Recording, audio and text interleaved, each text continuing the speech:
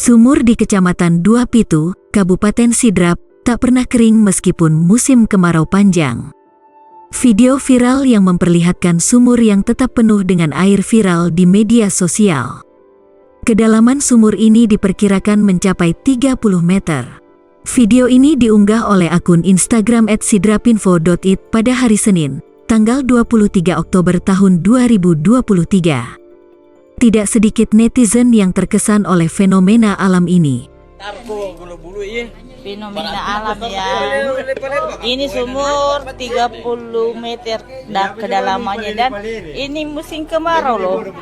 Kenapa bisa sampai segini airnya? Masya Allah. Musim kemarau.